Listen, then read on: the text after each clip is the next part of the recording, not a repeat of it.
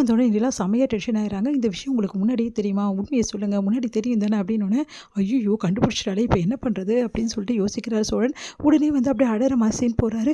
என்னங்க நீங்கள் என்னை பற்றி இப்படி சந்தேகப்படுறீங்க? உங்கள் கூடவே இவ்வளோ ஹெல்ப் பண்ணல, எனக்கு இதுவும் வேணும் இன்னமும் வேணுங்க. என் அண்ணனுக்கு ஒன்றும் கல்யாணம் நடக்கலைங்க, அதுக்குள்ளே எனக்கு கல்யாணம் நடந்துச்சு. எங்கள் வீட்டில் நான் என்னங்க சொல்வேன்? என்னை பற்றி கொஞ்சமாவது யோசிச்சு பார்த்தீங்களா? நீங்கள் உங்களை பற்றி மட்டும்தான் யோசிக்கிறீங்கல்ல, என்னை பற்றி யோசிக்க மாட்டேங்கிறீங்கல்ல.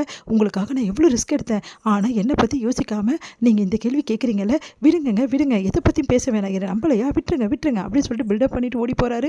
ஐயோ என்ன சொல்லுவான்னு தெரியலையே அப்படின்னு சொல்லிட்டு, சாரிங்க நான் உங்களை ரொம்ப காயப்படுத்திட்டேன், எனக்கு புரியுதுங்க. எனக்கு எப்படி அதிர்ச்சி இருக்கோ அப்படி தானே உங்களுக்கும் இருந்திருக்கும். அதை விட்டுட்டு நான் வந்து உங்களை பற்றி யோசிக்கல. ஆமாம் இல்லை, உங்கள் ஃபேமிலி இருக்காங்கல்ல, அதை பற்றி நான் யோசிக்கல. எங்க சாரிங்க, என்னை மன்னிச்சிடுங்க. சரிங்க, இதுக்கப்புறம் நான் இப்போலாம் கேட்க மாட்டேங்க, சாரிங்க ப்ளீஸுங்க அப்படின்னோடனே, சரிங்க பரவாயில்ல, நீங்கள் உங்கள் மனசில் இருந்தது ஓப்பனாக கேட்டீங்க. உங்களை மாதிரி தாங்க எனக்கும் அதிர்ச்சியாக இருக்குது. இப்போ நம்ம 2 பேருக்குமே கல்யாணம் ஆகிடுச்சு, சட்டப்படி கணவன் மனைவி ஆகிட்டோம். இதுக்கப்புறம் ஒன்றுமே பண்ண முடியாதுங்க. சரிங்க, அதுக்காக நீங்கள் கவலைப்படாதீங்க. நீங்கள் படிக்க முடியாது, உங்கள் ஆம்பிஷனை வந்து நீங்கள் நிறைவேற்ற முடியாதுன்னு நினைக்காதீங்க. கண்டிப்பாக உங்கள் ஆம்பிஷன் நிறைவேறும், நீங்கள் கண்டிப்பாக படிப்பீங்க, அதுக்கு நான் கேரண்டிங்க அப்படின்றாங்க. சரிங்க ஓகே போகலாங்க அப்படின்னோடனே, சரி வாங்க போகலாம் அப்படின்னு சொல்லிட்டு போகிறாங்க. அடுத்து வந்து ரொம்ப சோகமாக இருக்காங்க. ஐயோ பாவம் இவ்வளோ ரொம்ப ஏமாத்துறமே, உண்மை தெரிஞ்சது, சோடா உன்னை வச்சு செய்ய போகிறா, நல்லா தெரிஞ்சு போச்சு. இப்போ என்ன பண்ணுறதுன்னு தெரியலையே. சரி சமாளிப்போம், நம்ம பொண்டாட்டி இவ்வளோ தூரம் தெரிஞ்சிச்சு, இதுக்கப்புறம் என்ன ஆகிட போகுது பார்த்துக்கலாம் அப்படின்னு சொல்லிட்டு அப்படியே ரசிச்சுட்டு நிலாவை வண்டி ஓட்டிகிட்டு இருக்காரு. இங்கே வந்து என்ன பண்ணுறாங்க, எல்லாம் தடப்புலாம் ஏற்பாடு பண்ணிகிட்ருக்காங்க. இன்னும் வந்து சோழனை காணுமே, இன்னும் என்ன பண்ணுறது தெரியலடி, வருவாங்களா வரமாட்டாங்களாடா, ஒன்றுமே புரியலடா அப்படின்னு சொல்லிட்டு சேரன் வந்து ரொம்ப டென்ஷனாக இருக்காரு. எல்லாருமே ரொம்ப டென்ஷனாக இருக்காங்க. கரெக்டாக சோழன் வந்து இறங்குறாரு. ஒன்று எல்லாருமே ஓடி போகிறாங்க. வாண்ணே என்னண்ணே இவ்வளோ லேட்டாக வந்திருக்கேன், என்னடா இது ஒரே வந்து தடப்புலாம் இருக்குது அப்படின்னோடனே, அண்ணா இன்றைக்கி ஒரு ரிசப்ஷனுங்க, அதான் ஊரெல்லாம் கூட்டி வச்சுருக்கோம் அப்படின்னோடனே அதிர்ச்சி அடைகிறாங்க. என்னடா நீ சொல்லாமலே இப்படி பண்ணிட்டு, ஏற்கனவே நிலாவை பார்க்க முடியல, இல்லை இன்னும் என்ன நடக்க போதும், என்னங்க இதெல்லாம் அப்படின்றாங்க.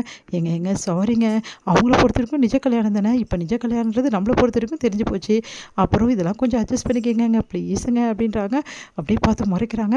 ப்ளீஸுங்க அண்ணி வாங்க, நீ உங்களுக்காக நாங்கள் புடவை எடுத்திருக்கோம், எங்களுக்கு அந்த அளவு தெரியாது, இது உங்களுக்கு பிடிச்சிருக்கா பாருங்கள் நீ ப்ளீஸ் அண்ணி அப்படின்றாங்க.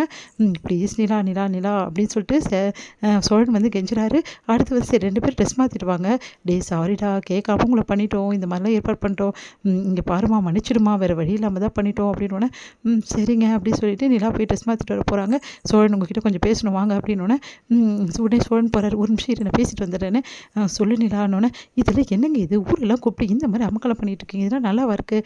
சாரி நிலா, நான் வேணும்னு பண்ணல, எங்கள் தம்பிங்களாம் ஏதோ ஒன்று, அண்ணனும் தம்பியும் சேர்ந்து ஏதோ நம்மளுக்காக நல்லது பண்ணணும்னு நினச்சிட்டு பண்ணிட்டு இருந்திருக்காங்க, நீங்கள் தப்பாக நினச்சிக்காதீங்க ப்ளீஸுங்க, கொஞ்சம் நேரம் வந்து நில்லுங்க, அதுக்கப்புறம் நானே அட்ஜஸ்ட் பண்ணிடுறேங்க அப்படின்னோடனே, சரிங்க உங்களுக்காக உங்கள் ஃபேமிலிக்காக நான் பார்க்குறேன், இல்லைன்னா அவ்வளோதான், சரி ஓகே அப்படி சொல்லிட்டு நீனாவும் ட்ரெஸ் பண்ணி வராங்க. 2 பேருமே பயங்கரமாக வரப்பேற்கிறாங்க. எல்லாரும் முன்னாடியும் வந்து ஜாலியாக அவங்களுக்கு வந்து மாலை மாற்றிக்க சொல்கிறாங்க, கேக் வெட்ட சொல்கிறாங்க.